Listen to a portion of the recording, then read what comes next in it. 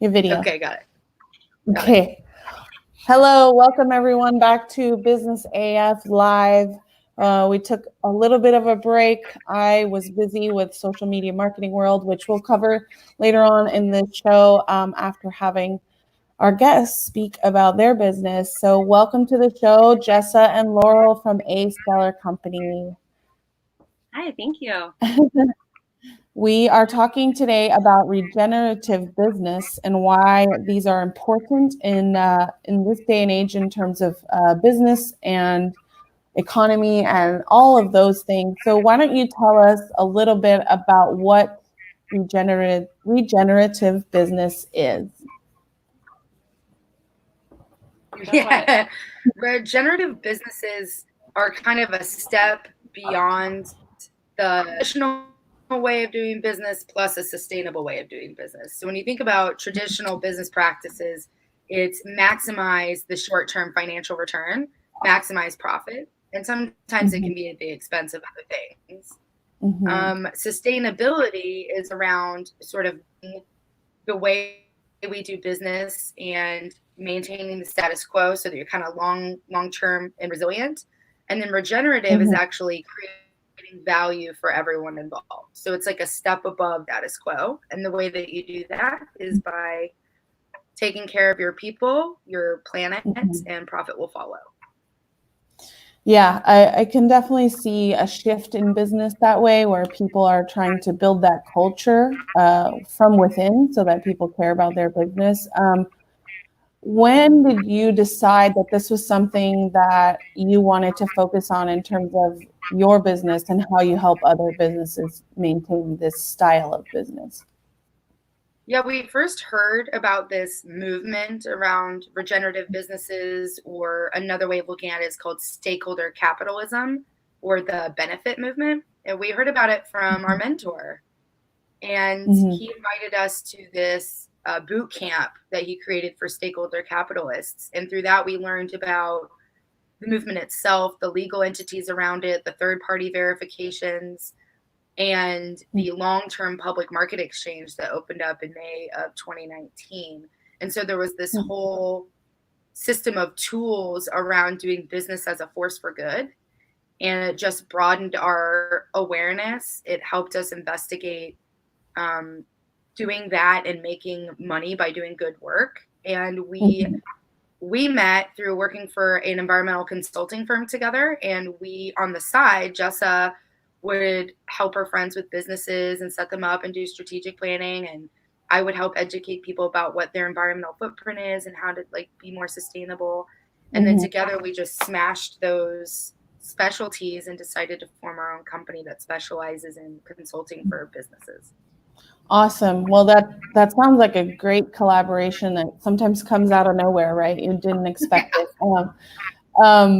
So I'm curious to know at what point do you get involved with these business owners? Is it early stage before they're even forming their business, or is it right in the beginning where they want to scale or something? Like how does that look? Jessa or Laura? Right now we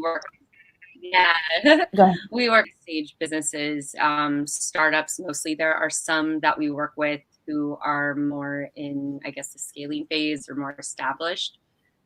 For us, our network is more in the startup world and working through the Tory project, and we're working with a lot of companies program, and we're consulting for them. And for us and for the companies, it's a little easier in the beginning to set these policies and practices in place and show how they can be successful rather than changing the way it's been done already with larger companies. However, that's where real change is going to happen with the more established companies and the bigger companies. And there are definitely people who are open and willing to do that. And it's really learning. And the more we talk about, the more people we introduce to this way of doing business, stakeholder capitalism, the more people are starting to understand that there is a way to make money by. Yeah. Well, yeah, it's always about making money, right? I think so can you talk about maybe the old way of doing business and where people are maybe stuck in their business practices and kind of like at a stale point in their business, and they're not growing or they're not scaling or they're not building it to the point of, I mean, I'm imagining a business where they want to pass it down onto their, their children and their grandchildren, but they haven't built a model where it's sustainable in this world. I mean, do you come across those type of people, or is it just because now you're in startup world, like everyone's all about like what that future looks like? Do you have experiences that you can talk to about that?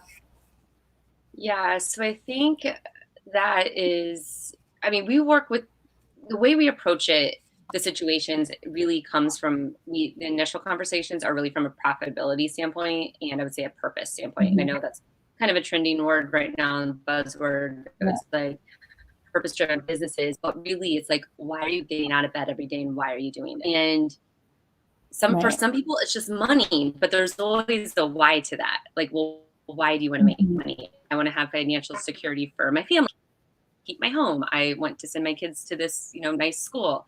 And so it's kind of learning that, but also being able to communicate that to the rest of the organization, because for other people, money for the owner's profit or the shareholder's profit isn't a good enough reason to get out of bed and do their best every day. And so really looking at the financials and showing, okay, well, what can we improve here? And then let's say it's, sales, like let's drive sales. Okay, well, what do you need to do that? You need to incentivize. What's going to incentivize the salespeople? And then with the clients and the customers, what is driving their, and so we approach it with a profit aspect, because if you don't have profit, you don't have a business, and that's going to create a bunch of other problems.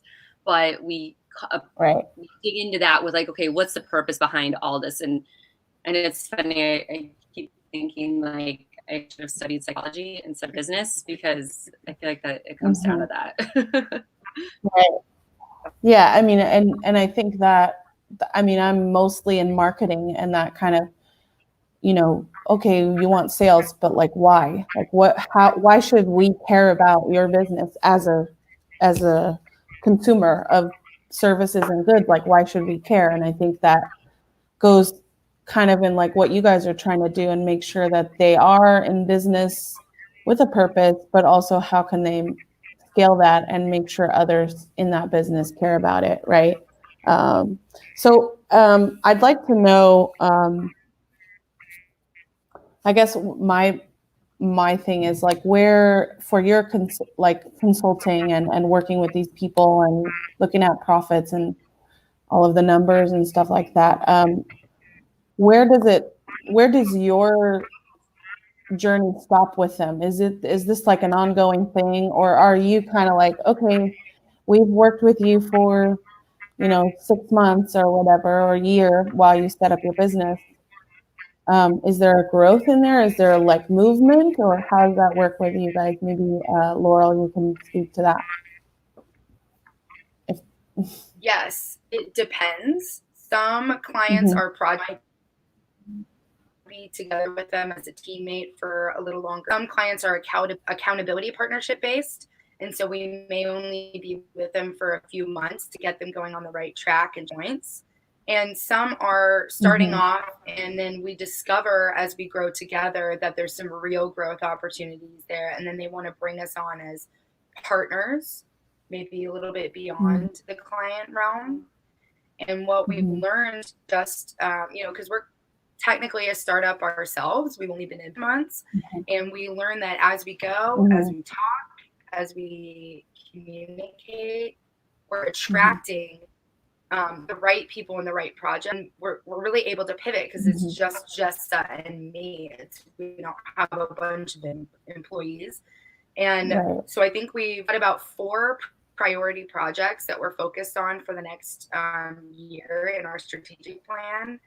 And they're all related to projects that we're either leading or leading with a team, and then our clients and their projects. So when they hit that project success metric, how does that return come back to us? And then we have the ongoing like monthly clients where we hold hands together and work through pain points. Awesome. Yeah, I mean, there's plenty of different types of ways you can help people. So I mean, you're talking about how you're, oh, my co-host is here. Yay. All right. So you're talking about, obviously good interactions. You're really helping these people identify where they need to like do things for their business and all of that. Have you had any experiences where what you were offering with, with your consulting and your time and really kind of trying to understand why culture is important in a business. Have you ever had an experience where it just wasn't meshing with the business owner, like after some time? Oh, yes, we had one project opportunity, and Hey. Chris had is joining us. we had one project opportunity, and we were really excited at first. And then once we got some more details and specifics about it, we used our culture at a Stellar Co. as a filtering mechanism to see if this was in alignment with where we wanted to go and what we wanted to do. And while we really like and supported that individual, we decided not to move forward together in business, either as a partner or as a client. But like, we're here as a resource, and we've maintained a good relationship with that individual. So if they ever like, hey, what's up, what's the latest in the benefit movement, what's the latest in stakeholder capitalism, we are absolutely happy to share our network. That was, I mean, one of your earlier questions was like around how do you operate and engage, and like what's the process that you work through. And one added value that Jess and I bring is our network of people that we know. Right. So in many project situations and in many client situations, like, we might not have the answer, but certainly someone we know does, and that might be a great reference. And we've accumulated these long-term relationships for a while now, and it's all kind of coming together really beautifully in the right way. Yeah, and ultimately, we don't want to force something. We don't want to force our views and opinions on someone that they aren't buying into. And I think in business, a lot of times people are so focused on getting the client or the sale that they're willing to compromise short-term returns.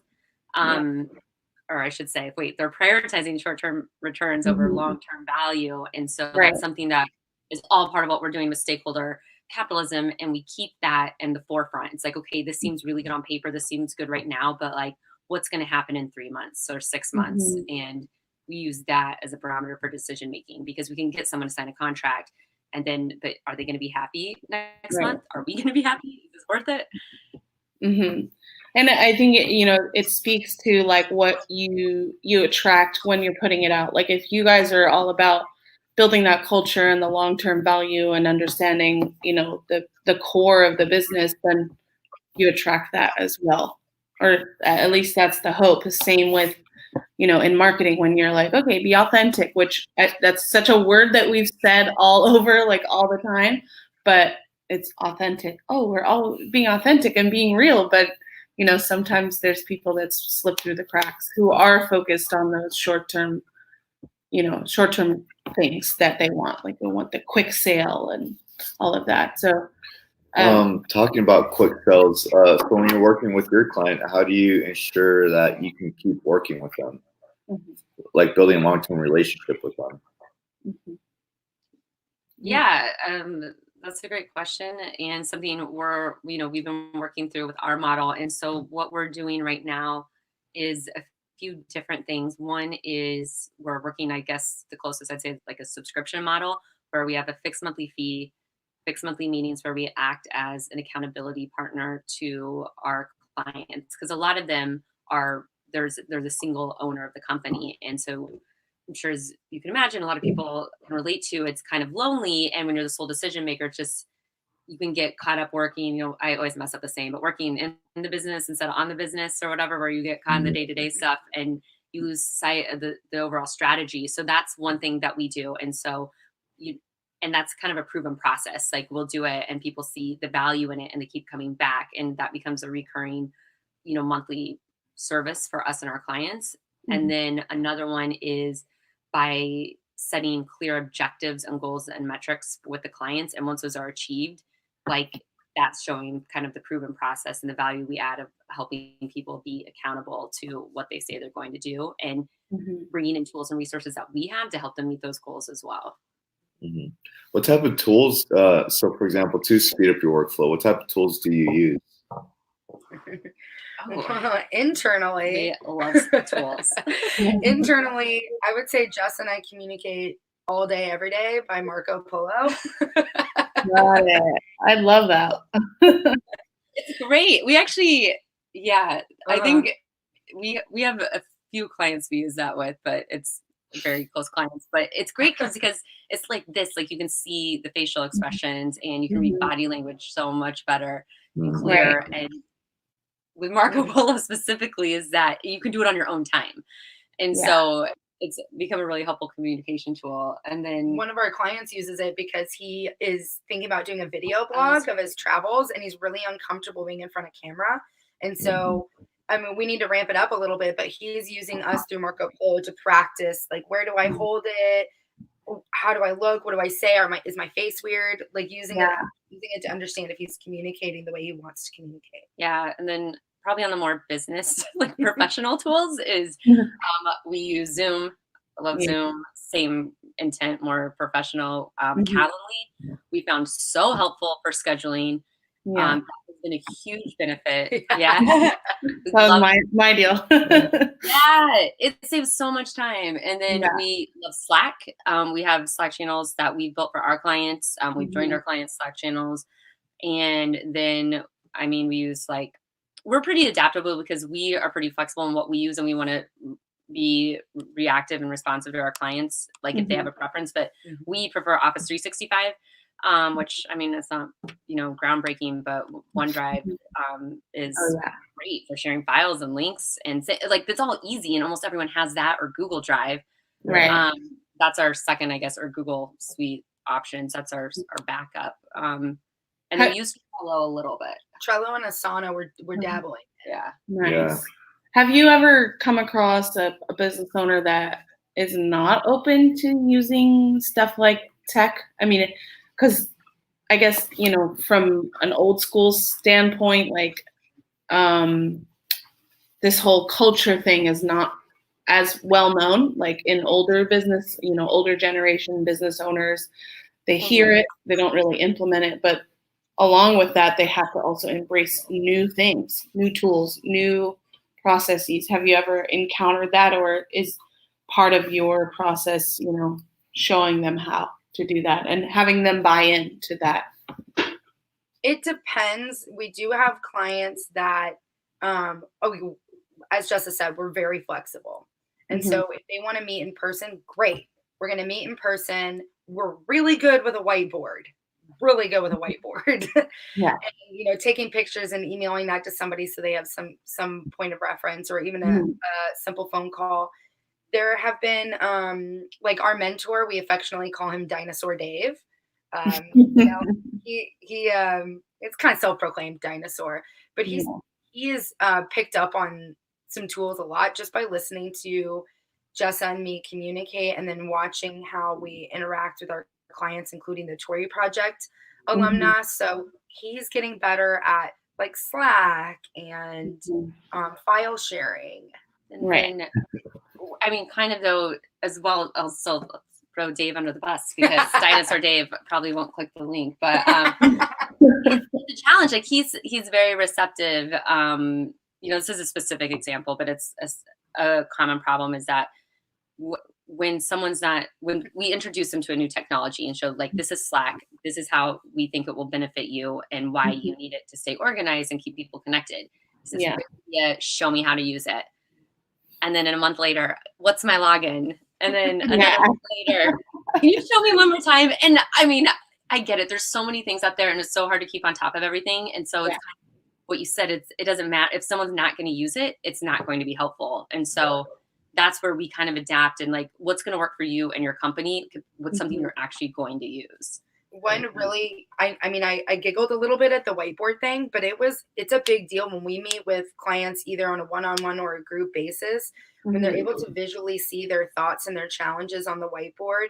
And then, as Jessa's figuring out their finances and doing their operating budget and the strategic plans, and I'm like drawing it out. They're like, oh, I see the connections. Like I'm Yeah. getting those.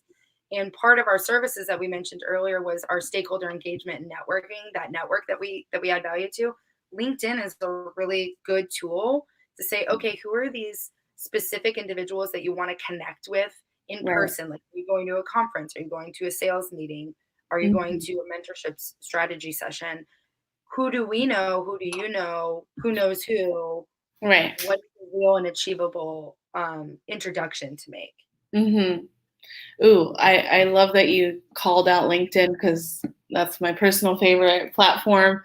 But it is true. It's like who you know. I had, just a conversation with someone yesterday that's looking for a job at JPL, which is like a very well-known company. And I was like, do you know anyone who works there? And they're like, yeah. I was like, so why don't you reach out to them and ask them about like roles, or do you have an in with the HR or like the manager, because they're the ones that are going to know if that person is a good fit. And it's now about building those relationships, and really, do you care about that company and that company's purpose, and can you find that out on LinkedIn?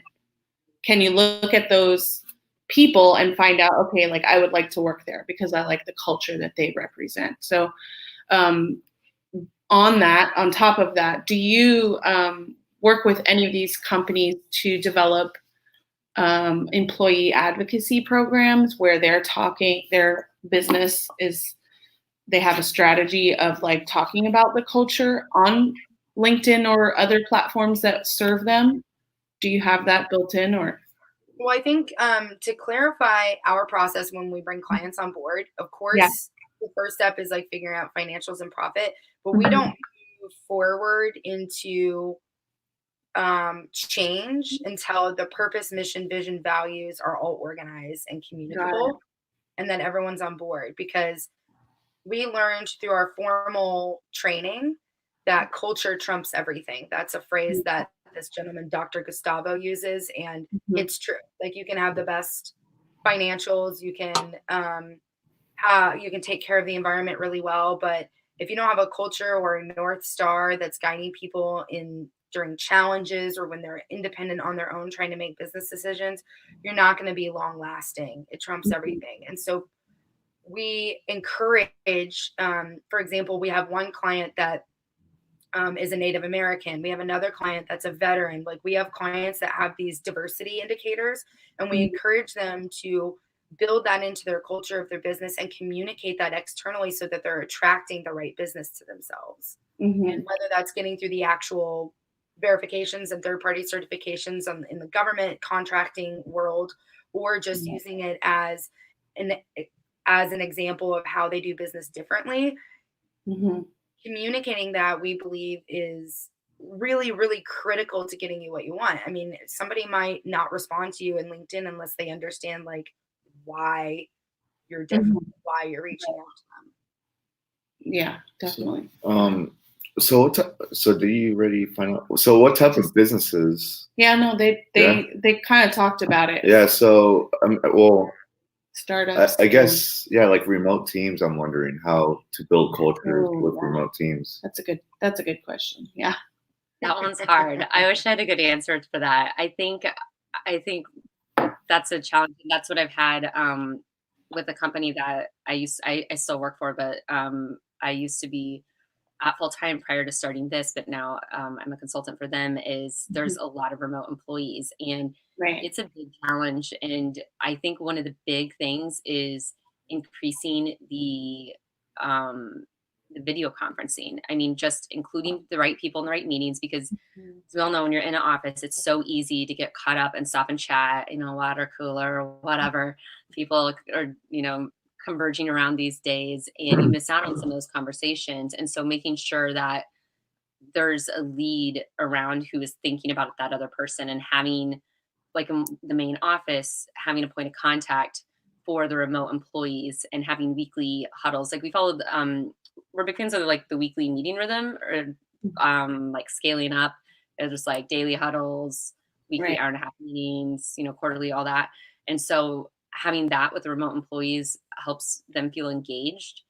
And then again, picking up a video conference like, with Skype or Teams or whatever now, and then rather than just picking up the phone, I think is so helpful. And, there's other things you can do as far as like kind of, competitions around the company, kind of fun competitions that aren't, they're more, what am I trying to say? Like personal, I guess, and not like, sales competitions, but I guess you could do that too.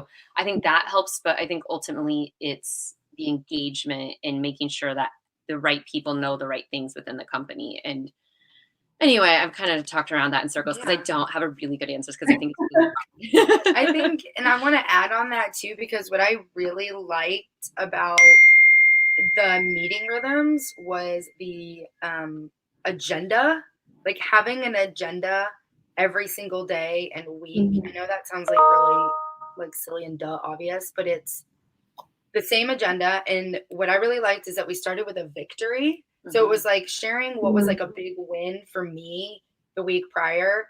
And that gets everybody engaged. And then we do a bunch of like, stucks and priorities and metrics in between. And then we end on a gratitude. So it's kind of like you start off on a positive note and you end on a positive note. And I got a lot of feedback from employees that they just felt good. It was a great way to kind of start their day. And even the remote employees got to share, oh, I went to this really cool neighborhood event, and one of my big takeaways was I got to make time to be inspired every day. And it was like that stuck with all of us. And we're like, make time to be inspired every day. And like, I'll never forget. Yeah, I can definitely identify with that when when I go into meetings with my clients and they're like, how was your day? Or like, what's your win? And I'm like, wait, what? Like, why do you, I mean, like I have wins and I love sharing them with my people in my tribe. But when someone's a client, it's like they show that they do care about you. They do care. You're a human and you have your days, and it's, I think it does help the business relationship for sure. When you're a consultant and, client consultant relationship or whatever. You've worked with a variety of businesses from startups and, some more well-established businesses. Is there a company or an ideal like client that you would like to work with that you have not yet worked with? Well, we've decided in our strategic plan that Leonardo DiCaprio will be Nice. a part of our business. So that's happening. Yeah, this foundation. That's foundation. And we have some big hairy audacious goals, and so we don't have that's a specific client, and then we have a goal. Our 20-year goal is to work in space. We're gonna have clients in outer space. It's real. It's happening. That's awesome. I mean, it's on really cool. Actually, I mean, there's a lot of. A stellar. I get it. There's a lot of companies that are connected to the space world too. I mean, it's crazy how many there are. I've done like NASA social stuff before, so. Oh, cool. Yeah, it's like definitely something that like is an industry that like we don't hear a lot about because we just like, okay, like spaceship launching. So out there, right? Yeah. Like you're like, wait, what? They have all these like separate contractors and it's insane. Yeah. Contract industry in space. I just met this engineer the other day. He's working on artificial intelligence to capture the times of wake-ups for astronauts, so this way they can start giving them like new diet plans when they're in space. Wow. Yeah. Well, if you think about it, like, so all these businesses, wherever they are, they need to have this culture together. So when we were at the Tory project, the other businesses that were in our cohort, we had our own culture, which were like agreements of how we were going to behave together. We call it the vault. So like, it's a safe space to completely share because it's not going beyond the vault. Right. And then think about like if somebody's going out into space, they are these consolidated project teams that really have to solve, in most cases, life or death situations. Right. So they need to have their culture and their agreements sorted and very clear and ingrained into their system so they don't have to worry about that. It's just a natural habit that they get into so they can focus on like the deep, serious engineering or AI stuff that they got to work on. And then if you take it even further, imagine being on a spaceship. Yeah, right. Exactly. Yeah, and you have to fly, or like you have to land on Mars, and you're going to be there for X amount of time, and you have to finish your mission, and you have to take everything with you Yeah. there, and you're like, okay, we can't go, and it takes, I forgot, like 6 months or something to get to Mars. Oh, I figured it would be like years. I don't Yeah, know. I don't remember. It was going to be a long time. But Yeah, yeah, it's not overnight. yeah, it's not like going to school. There's a show, I can't remember what channel it's on, but Avenue 5. HBO. Okay, Avenue 5 is like a classic example. Like, what is the culture of the Judd aircraft? And when things go awry, how do they stay together? Yeah, Stay tuned. it's really fascinating. Now I'm going to go down a rabbit hole of looking at space stuff after this. I bet. So you guys have your own podcast too, right? And it's space themed, right? Yeah. It's called Orion Podcast. Can you tell us a little bit about your podcast? Yeah, so we have Orion, and it's connecting the knowledge and resources to lead a more conscious form of capitalism. So we have a bunch of different thought leaders and environmental experts and business leaders come on, and we're on like Spotify, Apple, Google, all the things. And we just talk about, I mean, ultimately, it really dials down to making conscious decisions and having awareness. And that, of course, starts with self-awareness. And so it's tools and resources that are out there, and it can expand, ideally really to personal as well, not just business, but we approach it with a business mindset. Mm-hmm. So, and how long have you been doing your podcast? We've been doing it since October, I think. We're almost at 1,000 downloads, which is really big for us. We're 10 away. So hopefully this helps. This is hopefully our launch back to 1,000. Yeah, hopefully. Yeah, we'll promote it. Yeah. Is it just you guys, or do you have? Yeah. Okay. Well, it's us, and then we interview someone else, and so we do it every Friday. And we've had Dr. Bronner's on, their global sustainability director. I can't remember exactly, but anyway, it's talking about they're doing awesome stuff. We had another company direction our advisory board called XQ Innovation, and they work with businesses to measure the XQ, which is your EQ plus your IQ, and how to implement that into teams and increase or leverage people's strengths, I would say, and round out the teams. And then we've had our Dr. Ben, who he works with entrepreneurs on really like their own personal journey and different tools and methods of, helping with stress and creating peace and conscious in their life with all the things that we're all going through every day. It's like so busy. And had Nathan Young, oh my gosh. The New Narrative. New Narrative. Yeah. I was like, everyone knows Nathan. Everybody knows Nathan. Herrera, she was our last one, and she is this awesome woman. She is such a force, and we actually have it. She designs these handbags, and they're woven out of plastic in the mountains of Oaxaca, and she has hired all these women in the mountains of Oaxaca there who didn't have a job before. They didn't have a trade, and has empowered them, and she's doing all these really awesome. Yeah, that's awesome. Yeah. She's a really good storyteller. And one of the things I keep parroting back is she lives by the principle that if you take care of nature, nature takes care of you. And so she kind of quit her corporate jobs to figure out a way to remove plastic from the environment and create something that's beautiful and gorgeous and functional, while employing, these women that are experiencing hardships. And the way that she found these women was just by traveling on her own around the world, and like ran into these women of the mountains of Oaxaca, and we're like, let's go into business together.